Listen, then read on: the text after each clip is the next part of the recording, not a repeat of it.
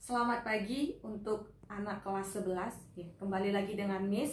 Hari ini kita akan masuk ke bab baru ya. Semoga harapannya kita semua dalam keadaan sehat dan tetap semangat ya.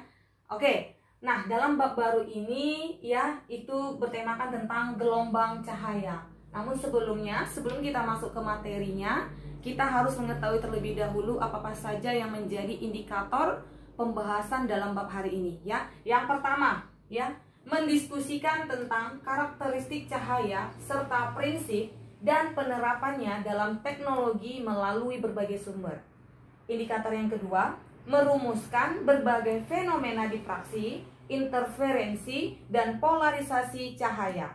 Dan indikator yang ketiga, menentukan jarak pita-pita terang dan gelap dan panjang gelombang pada diffraksi, interferensi, dan polarisasi. Indikator yang keempat, menerapkan konsep diffraksi, interferensi, dan polarisasi dalam memecahkan permasalahan dalam kehidupan sehari-hari. Dan indikator yang terakhir kita akan membahas, membuat kesimpulan ya. Kita membuat kesimpulan dari semuanya ini tentang apa itu diffraksi, interferensi, dan polarisasi. Nah, oke. Kita masuk ke indikator yang pertama ya. Indikator pertama membahas tentang mendiskusikan tentang karakteristik cahaya serta prinsip dan penerapannya dalam teknologi melalui berbagai sumber. Oke, nah sebelum kita masuk ke pembahasan itu, kita harus terlebih dahulu mengetahui apa itu pengertian cahaya ya. Cahaya itu merupakan bisa dikatakan dia menghasilkan suatu energi, atau bisa dikatakan juga gelombang cahaya itu. Jadi kita buat pengertiannya adalah ya. Jadi pengertian cahaya itu adalah energi dalam bentuk gelombang elektromagnetik. Nah, artinya dalam bentuk gelombang elektromagnetik di sini artinya gelombang yang dalam perambatannya tidak memerlukan medium. Nah, misalkan begini, tanpa adanya cahaya mungkin kita tidak bisa melihat benda-benda lain yang ada di sekitar kita. Makanya, ya, dalam pembahasan yang pertama, kita dapat menentukan karakteristik dari cahaya itu. Artinya, sifat-sifat dari cahaya itu terbagi menjadi 3 dia, ya.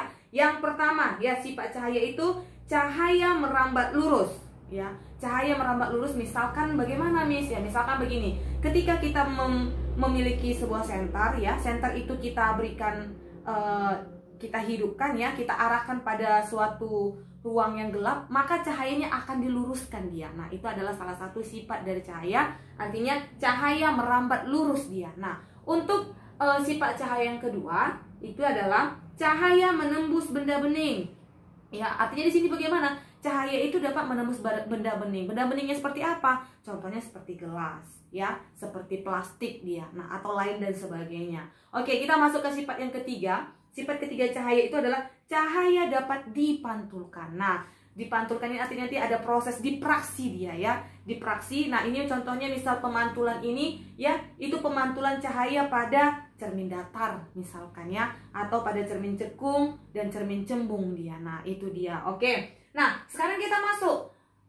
Selain kita dapat mendiskusikan tentang karakteristik cahaya, kita juga dapat menentukan prinsip dan penerapannya dalam teknologi melalui berbagai sumber. Oke. Nah, di sini artinya aplikasinya ya. Aplikasi dari sumber cahaya itu dalam hal bagaimana dia. Oke, nanti Miss akan share supaya lebih paham lagi. Nanti ada Miss share dalam bentuk PowerPoint atau mungkin nanti video ya, untuk lebih paham penerapan cahaya itu dalam teknologi. Nah, kalau yang pertama ya, penerapan cahaya itu dalam mesin scanner ya. Pernah lihat mesin scanner ya? Mesin scanner ini dia kerjanya sama dengan kayak mesin fotokopi. Bedanya kalau mesin fotokopi dia akan menghasilkan data keluaran ya kan, hasil fotokopinya. Namun kalau mesin scanner ini data yang dikeluarkannya adalah bentuk filenya tersebut itu bisa kita lihat dalam sebuah monitor. Nah, itu menggunakan prinsip sumber cahaya dia ya. Oke, supaya lebih dalam nanti akan share nanti dalam bentuk video atau dalam bentuk PowerPoint-nya. Oke, nah bagaimana lagi? Apalagi penerapan prinsip cahaya itu dalam teknologi berbagai sumber, misalkan seperti CD ya. CD itu menggunakan dia cahaya laser dia ya. Nah, selain itu ada juga nanti penerapan cahaya itu dalam teknologi bidang industri. Industri tadi ada beberapa yang Miss dapat ya. Bidang industri seperti dia bilang kan, seperti barcode yang menggunakan sinar laser. Misalkan kalau kita sedang belanja di supermarket ya, kan ada tuh yang dia bentuknya cahaya, mesin yang mendeteksi dia ya, itu mendeteksi barcode-nya. Nah, itu salah satu menggunakan prinsip cahaya. Nah, yang kedua ya dalam bidang industri itu seperti printer laser. Lalu ada namanya yang ketiga DVD. Nah, itulah untuk prinsip penerapan dalam teknologi melalui berbagai sumber. Nah, sekarang kita masuk ke indikator yang kedua ya, merumuskan berbagai fenomena dipraksi, interferensi, polarisasi cahaya. Nah, apa itu dipraksi nanti kita bahas, apa itu interferensi kita bahas, dan apa itu polarisasi kita bahas. Dan tetap cek video berikutnya.